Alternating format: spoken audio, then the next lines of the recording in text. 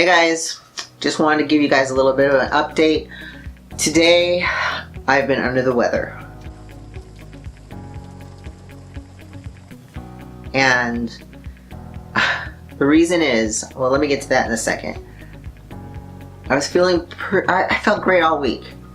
And I felt kind of weird this morning. My wife was getting ready for work, but I thought, oh, I'll just let it pass.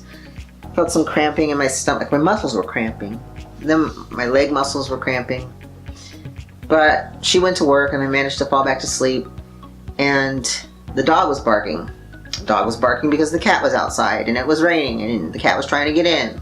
So I had to run downstairs to let the cat in. Well, I got up out of bed and almost fell to the floor. And I caught myself on the dresser.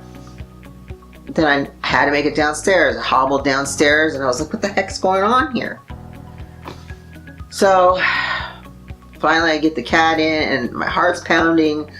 My legs are weak and I'm going, it's the same feeling I had. I'm allergic to statin medications, which I have to take. I have to take a medication for high cholesterol, which is hereditary because I eat right and I exercise.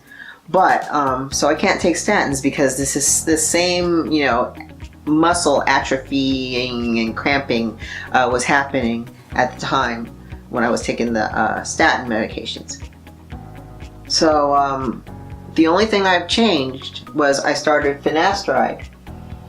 And I started that on Sunday. I took a total of 5 pills altogether. And this morning I woke up, so I went online, and now, if you guys don't know what Finasteride is, it is, okay, you have testosterone in your body, right? If you're a guy. And a portion of the testosterone converts to something called DHT. And DHT is a huge component, and what it does is it basically controls like your libido and basically your sex drive, your sperm count, how much sperm you splooge out if you're a cis man, penis size, and stuff like that. Well, it also controls the loss of hair that you have, and it contributes to the loss of hair that you have. So the DHT makes your hair follicles actually die out, and therefore you start going bald.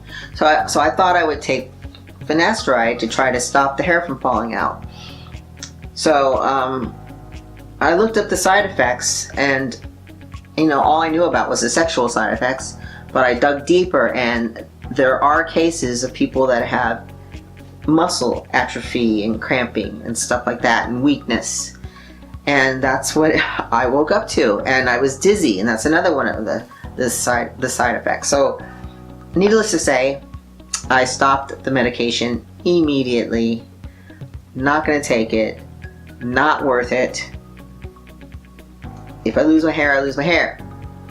Now I looked at all of the that I could find side effects of minoxidil. Didn't see anything about muscle weakness, muscle that. So I think I'm going to continue that.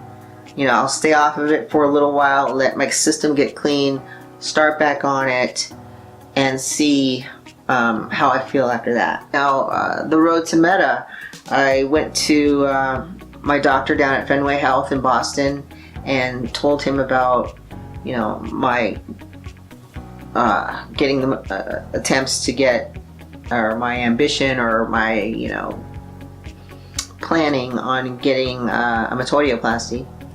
And I said to him that I need 2 letters of recommendation, one from a psychiatrist and one from a mental health professional.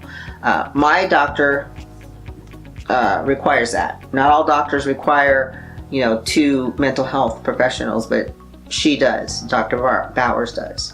Some people just require a medical doctor and a mental health professional. But these both have to be in the mental health field. But this was last Friday when I saw him. He said, yeah, I'll get on it. And I haven't heard back from him. So which is okay. You know, hopefully I'll hear back from him soon.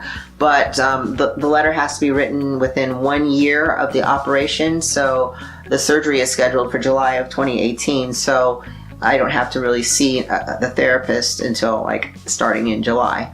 So I'm not going to stress about it yet. But I'd really like to hear back from him. And I also had my blood drawn because my iron levels were down for a while, and he had me on a drug called ferritin, and that was to give me more iron. And my test came back pretty good, so I was off of it for a few months. So he did another test to see how I'm still doing. If my levels are still low, I'll probably have to be on ferritin like for forever. But you know, I try to get as much iron in my diet as possible. I eat, you know, green leafy vegetables, and anything that I can think of that has iron in it, I eat it. You know, but unfortunately, I'm at that age of, you know, I'll be 53 in June, and you know, things just start falling apart. You know, and you just got to do what you got to do to keep yourself on track. So anyway, that's just my little update, and I put on a happy face for you, but seriously, legs are weak, arms are weak, and I don't feel that great, but just wanted to share. And to just warn you guys about, you know, side effects happen in like 1 to 4% of the population, or the people that take it.